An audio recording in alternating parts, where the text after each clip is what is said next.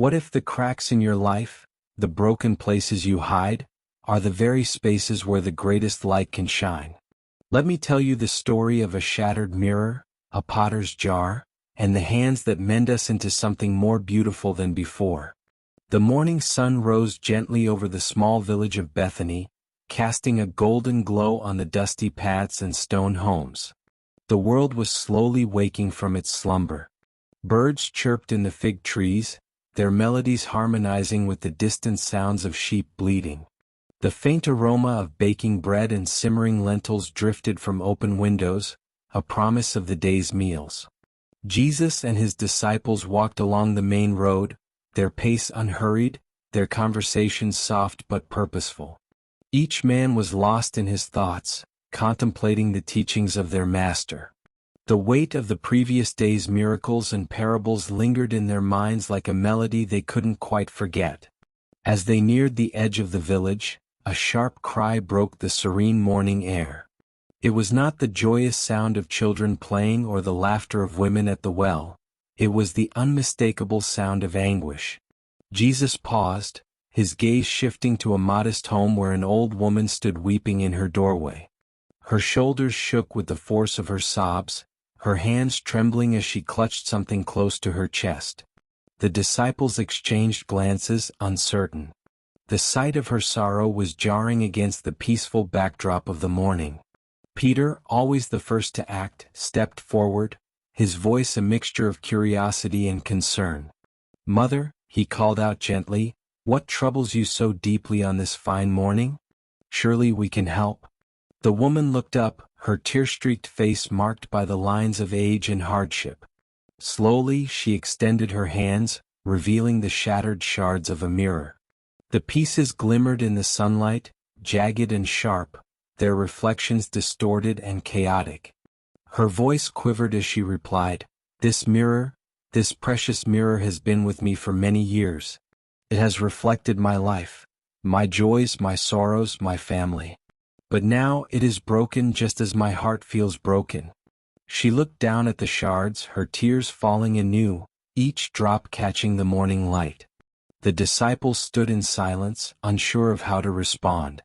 To them it was just a broken mirror, a piece of glass that could be replaced. But Jesus saw something deeper in her sorrow, something profound. His eyes softened, filled with the compassion that so often flowed from him like a gentle river. Without a word, he knelt beside the woman, his hands reaching out to cradle one of the shattered fragments. The disciples watched him, sensing that he was about to transform this ordinary moment into something extraordinary. Jesus turned the shard over in his hand, its edges catching the light in ways that seemed almost deliberate, as if it held a secret it was longing to share. He looked up at the woman, his voice soft yet filled with an authority that invited trust. "Tell me," he said, "how did this mirror come to mean so much to you?" The woman hesitated, her lips trembling as though the weight of her grief was too heavy to bear.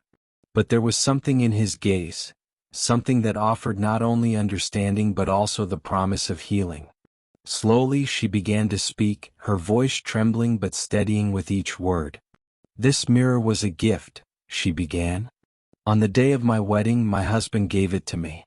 We were poor, so poor that we could hardly afford the simplest comforts. But he had saved for months, doing extra work, going without so that he could buy me this mirror. He said he wanted me to see myself as he saw me, beautiful, cherished, loved." Her voice cracked and she paused, clutching the largest shard to her chest. The disciples listened intently, their eyes widening as they began to grasp the depth of her pain. "For years," she continued, "this mirror reflected the happiest moments of my life. I would look into it and see my husband standing behind me, smiling as he tied his sandals or prepared for the day's work. I saw my children's faces as they grew, their laughter captured in its reflection. It was more than just a mirror, it was a piece of my heart. But now," her voice faltered and she shook her head, tears streaming down her cheeks. "Now when I look into it, all I see is brokenness. It feels as though my own spirit is shattered along with it." The disciples shifted uncomfortably, struggling to find words to comfort her. To them her grief seemed disproportionate. Yet Jesus remained still, his focus unwavering. He held the shard up to the sunlight, watching as it scattered fragments of light onto the ground. "A mirror shows us only what is before it," he said gently. "When it is whole, it reflects clearly. But when it is broken, the image it shows is distorted, incomplete." He paused, letting his words sink in. "And yet," he added, "even in its brokenness, this mirror still catches the light." The woman's tear-filled eyes met his, a flicker of hope stirring within her. "But what good is a mirror that no longer reflects the truth?" she asked, her voice barely above a whisper. Jesus rose to his feet, the shard still in his hand, its edges gleaming like the rays of dawn. He turned to his disciples, his expression inviting them to draw closer. "There is a lesson here," he said, his voice calm yet commanding. "If you are willing to see it." The disciples stepped forward, their curiosity piqued. They had walked with him long enough to know that every moment, no matter how ordinary it seemed, held the potential for divine revelation. Jesus gestured for the woman to sit on a stone bench nearby. "Come," he said, "and let us sit together. I will tell you a story." The woman hesitated, glancing at the shattered pieces still lying in her doorway. But something in his tone, something gentle yet resolute, compelled her to follow. She gathered the shards carefully, holding them as though they were sacred, and joined him under the shade of a sprawling olive tree. The disciples settled around them, forming a circle, their expressions a mix of anticipation and reverence. "There was once a potter," Jesus began, his voice steady and soothing, "a man of great skill and patience. He created a beautiful clay jar, flawless in its design, smooth and perfectly shaped. The potter loved this jar not only because it was his creation but because it was a reflection of his own hands. His care, his effort, his love." He paused, letting the image settle in their minds. The old woman's gaze was fixed on him, her tears momentarily forgotten. "One day," Jesus continued, "the jar was accidentally knocked from its shelf. It fell to the ground and shattered into countless pieces. The potter was heartbroken. To see something he had crafted with such care reduced to fragments was almost unbearable. But instead of discarding the pieces, he did something remarkable. He gathered them all, every shard no matter how small or jagged, and began to mend the jar." Jesus's voice grew softer, more intimate, as though he were revealing a secret. He did not hide the cracks. Instead, he filled them with gold, creating veins of radiant light that ran through the jar. When it was complete, it was more beautiful than it had ever been. Its brokenness had not diminished its worth. It had transformed it into something even more glorious. As Jesus finished his story, a profound silence fell over the group. The old woman stared at him, her trembling hands clutching the mirror shards as though they held some new and fragile truth. The disciples shifted uncomfortably, the weight of the parable pressing into their hearts. Jesus' voice, gentle yet unwavering, broke the silence. "What do you think became of the jar?"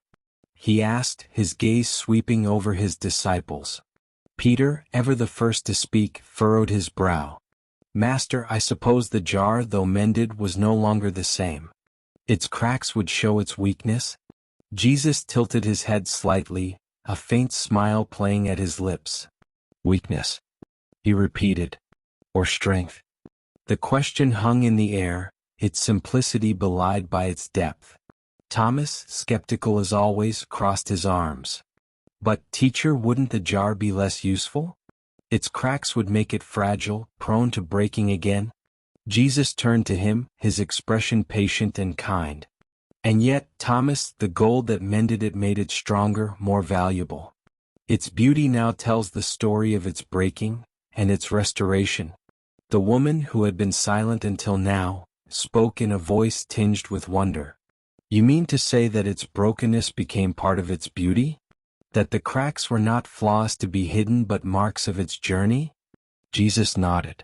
"Exactly. Just as the potter loved his jar, even in its brokenness, so does God love us. He does not discard us when we are shattered. Instead, he gathers our pieces and makes us whole again, more radiant than before. The woman's eyes filled with tears, but this time they were not tears of sorrow. They were tears of hope, of understanding. She looked at the shards in her hands, seeing them in a new light. They were no longer just broken fragments, they were pieces of something that could be mended. After a moment of silence, the old woman began to share more of her story. There was a time, she said, her voice steady but laced with emotion, when I felt whole like the mirror. My husband and I were poor, but we had each other and we had love. When he passed away, I felt as though a part of me had shattered. But I still had my children and they gave me purpose. She paused, her gaze distant as if she were looking back through the years. Then, one by one, my children grew up and left to start their own families. I was happy for them, but the house became quieter, emptier.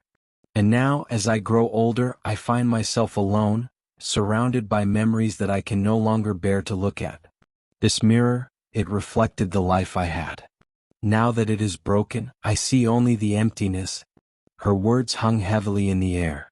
The disciples, often quick to dismiss what they didn't understand, were moved by her honesty. Even Thomas, who had questioned the value of the broken jar, seemed contemplative.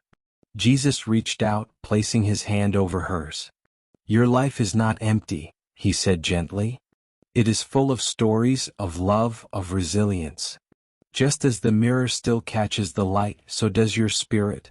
The woman looked down at the shards in her lap, her lips trembling with the beginnings of a smile. Then perhaps, she said softly, these pieces are not the end but a beginning. As they left the woman's home, the disciples fell into their own thoughts. The parable of the potter's jar weighed heavily on their minds, each man interpreting it through the lens of his own life. Peter, walking at the front of the group, thought of his impulsiveness, the times he had acted or spoken without thinking, and the harm it had caused. He wondered if his own cracks, his flaws, could ever be mended. John, walking beside him, thought of his moments of doubt, times when his faith had faltered despite walking alongside the Messiah. He worried that his own brokenness made him unworthy of the mission they were on. Even Thomas, who often tried to hide his struggles behind skepticism, felt a pang of recognition. He thought of the doubts that plagued him, the fear that perhaps he wasn't as strong as the others. Jesus, sensing their unease, slowed his pace until he was walking among them. You are all like the mirror, he said, his voice gentle but firm. Each of you has your cracks, your broken pieces. But it is through these cracks that God's light will shine. Do not be ashamed of them. They are the places where his glory is revealed. The disciples looked at him, their hearts heavy but filled with a glimmer of hope. They began to understand that their imperfections were not obstacles but opportunities for God's grace. That evening, as the group rested by the banks of a river, the lesson of the shattered mirror continued to unfold. The disciples sat around a small fire, the warmth of the flames chasing away the chill of the night. The river flowed gently beside them, its surface shimmering under the moonlight. Jesus sat among them, his presence as comforting as the fire. Do you see the river? He asked, gesturing toward the water. Its surface is smooth, reflecting the light of the moon. But what happens when the wind stirs it or when a stone is thrown into it? It ripples, John replied. The reflection is distorted. Exactly, Jesus said. But does the moon stop shining because its reflection is disturbed? Does the river lose its worth because its surface is no longer still? The disciples exchanged thoughtful glances. Jesus continued, so it is with your lives. The trials you face, the moments when you feel broken, do not diminish your worth. They are but ripples on the surface. Beneath them, the water still flows, and above them, the light still shines. The next morning, the disciples returned to the village, curious to see how the old woman was faring. They found her sitting outside her home, the shards of the mirror spread out on a cloth before her. But she was not weeping. Instead, she was carefully arranging the pieces, fitting them together like a puzzle. She looked up as they approached, her face glowing with a quiet determination. "I've decided to mend it," she said, her voice steady. "It won't be the same as it was before, but it will still be beautiful. Perhaps even more so." Peter knelt beside her, examining her work. "You're filling the cracks with gold," he said, his voice tinged with awe. She nodded. "I remembered the story of the potter's jar. I want this mirror to tell the story of its breaking and its mending." The disciples spent the day helping her, their hands careful as they worked to piece the mirror back together. As they worked, they shared their own struggles, their own moments of brokenness. The woman listened, her heart filled with gratitude for their honesty. She realized that her story was not unique. Each of them carried their own cracks, their own shards of pain and imperfection. By evening, the mirror was whole again. Its surface was no longer smooth, but its golden veins caught the light in a way that was breathtaking. The woman held it up, her eyes filling with tears of joy. "It is more beautiful than I ever imagined," she said softly. As they prepared to leave the village, Jesus gathered his disciples and the woman one last time. "Do you see now?" he asked, his voice full of warmth. "Brokenness is not the end. It is the beginning of something new, something beautiful. God does not abandon us in our brokenness. He gathers us, mends us, and makes us whole." The disciples nodded, their hearts lighter than they had been in days. The woman, holding her mended mirror, felt a peace she hadn't known in years. As they walked away, she stood in her doorway, watching the sunlight dance across the golden veins of her mirror. For the first time in a long time, she felt whole. No life is beyond repair, no spirit too fractured for God's love to mend. Through your cracks, His light shines brightest, transforming brokenness into beauty. This is end of the story. Comment Amen if you believe in Jesus' blessings. Please like this video and subscribe this channel for more Jesus story like this. May the God watch over you.